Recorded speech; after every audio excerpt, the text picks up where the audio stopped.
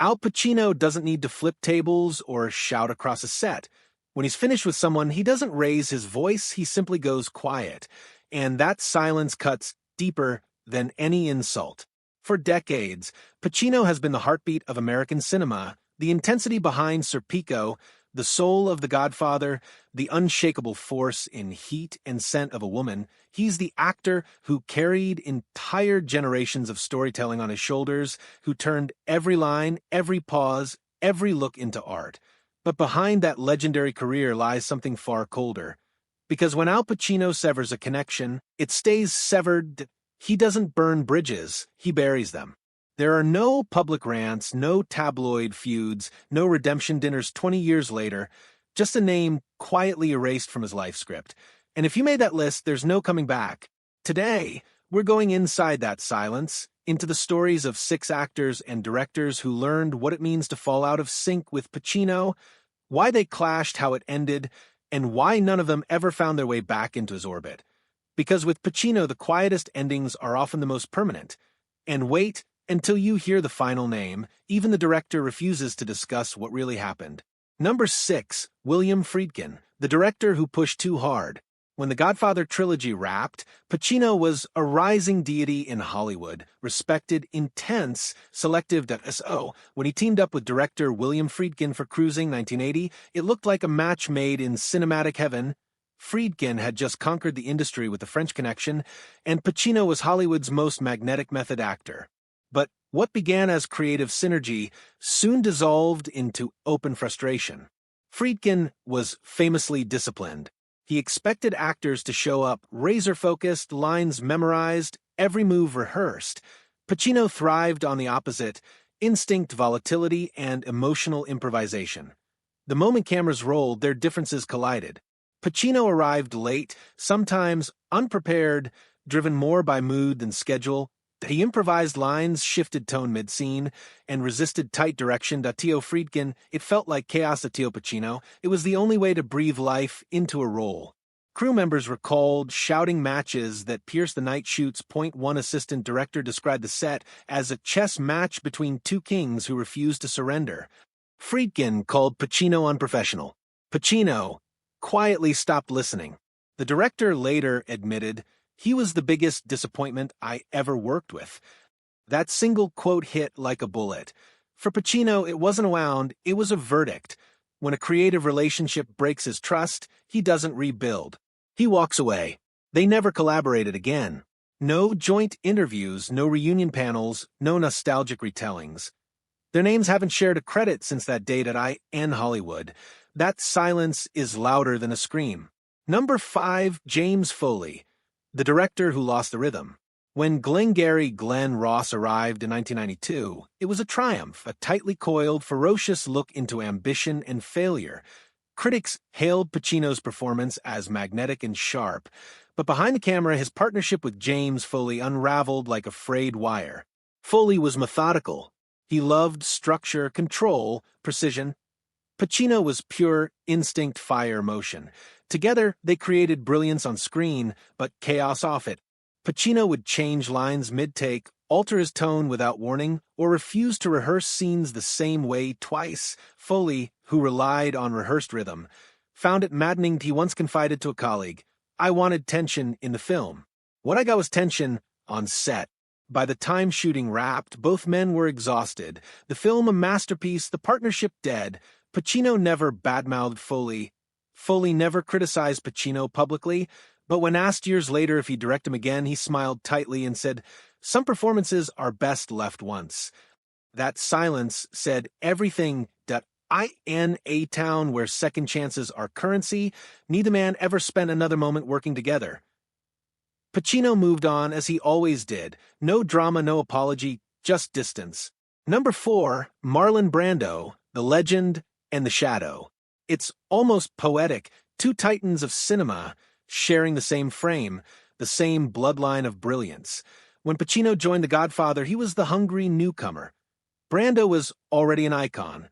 Their chemistry on screen was electric, father and son, power and inheritance. But off-screen, things were far less harmonious. Brando was unpredictable, often late, sometimes dismissive of direction. The studio tolerated it because he was Brando. Pacino, still unproven, didn't get that privileged. He watched the double standard in silence, but it festered. Then came the Oscars. Brando won for Best Actor. Pacino, who carried the film's emotional weight, was relegated to a supporting actor nomination. He boycotted the ceremony in protest. Later, he explained, "I didn't think it was right. I was in that movie more than he was." It wasn't bitterness, it was betrayal. From that point, their relationship froze. They never worked together again. Pacino offered polite words when asked about Brando, but the warmth was gone. That he respected him, but he never followed in his footsteps. In Hollywood, silence can mean admiration. But in this case, it was mourning for a connection that never truly existed. Number 3, Robert De Niro, Two Titans, One Cold War. For decades, Al Pacino and Robert De Niro have been Hollywood's eternal twins, born from the same city streets, forged in the same acting revolution. They've shared screens in The Godfather Part 2, Heat, Righteous Kill, and The Irishman. But despite their cinematic chemistry behind the camera, there's always been distance. On Heat, their first real face-to-face scene together, the energy was monumental. Fans expected friendship, collaboration, bonding. Instead, they got professionalism, cold, deliberate, and impersonal. Insiders said the two men rarely spoke between takes. De Niro prepared methodically, rehearsing each nuance. Pacino chased lightning, spontaneous, unpredictable, alive. Director Michael Mann had to manage them separately, like two storms headed toward collision. Pacino once said, "Bob's a craftsman. I'm instinct." It sounded respectful, but it also drew a line. When they reunited for The Irishman, the old distance remained. No tension, no argument, just a chill professionalism. Scorsese often acted as a buffer, making sure their storms didn't overlap. In interviews, De Niro's compliments are polite. Pacino's comments, equally restrained. They admire each other's work from afar. Pacino once said, "We're not friends. We just show up." In a business where egos clash loudly, their silence is almost eerie. It's not hatred, it's two empires that never learn to merge, two kings of the same throne room, each ruling his own corner. Number 2, Michelle Pfeiffer, the coldest co-star. When Scarface was being cast, Michelle Pfeiffer was far from a household name. She was untested, fragile in the eyes of the studio, and Al Pacino wasn't convinced she belonged. He reportedly told producers she was too soft, too polished, that she lacked the hard edge needed to play Elvira Hancock, Tony Montana's brittle, tragic lover. Pfeiffer felt the resistance the moment she stepped into the room. "I knew he didn't want me there," she said years later. "I had to prove I belonged." And she did. Her audition was electric. Director Brian De Palma overruled Pacino's doubts and cast her anyway. But on set, the air was glacial. Pacino kept his distance. No small talk, no warmth, just professionalism. That wasn't cruelty. It was focus, maybe pride, maybe discomfort. Still, the friction was real. While Pacino embodied volcanic rage, Pfeiffer countered with icy detachment, a contrast that defined the film's pulse. Their chemistry worked on screen because it didn't work in life. When Scarface became a cult phenomenon, people expected them to reunite. They never did. Even decades later, Pacino rarely mentioned Pfeiffer in interviews, and Pfeiffer, though gracious, never denied the chill. "I admire him," she said, "but it was hard." That's Pacino's pattern. When the rhythm breaks, he doesn't repair it, he just moves on, closing the door with quiet finality. Number 1, Gene Hackman, the legend who wouldn't bend. Before the world saw Pacino as Michael Corleone, he starred opposite Gene Hackman in Scarecrow, 1973, a film now considered a masterpiece of raw humanity. Two actors, two towering talents, and two completely opposite temperaments. Hackman was direct, no-nonsense, allergic to overthinking. Pacino was method, introspective, and deeply emotional. They didn't blend, they repelled. Crew members described quiet tension, like static in the air. Hackman pushed for efficiency. Pacino searched for emotional truth. 1 Grip, remembered. Gene hated wasting time. Al lived in it. Pacino later said in an interview, "Working with Gene wasn't the easiest. We had different ideas." That single line, soft, careful, revealed everything. There were no fights, no headlines, but after Scarecrow, the silence was final. They never reunited, never praised each other publicly, never even shared a stage at Retrospective's Point Two Legends, each brilliant in his own right, unable to occupy the same space twice.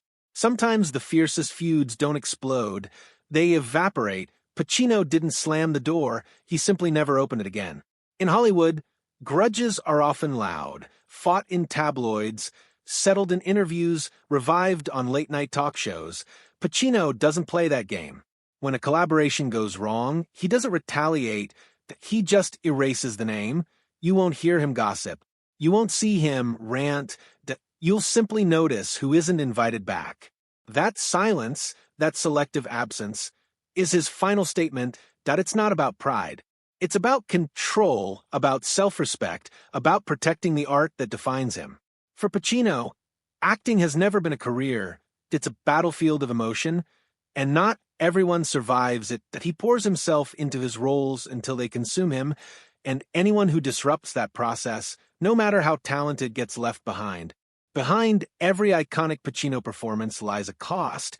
Relationships that burned quietly, collaborations that ended without ceremony. He's walked away from directors who pushed too hard, co-stars who challenged his rhythm, and legends who tested his pride. And yet each time he emerged sharper, more enigmatic, more unshakably himself.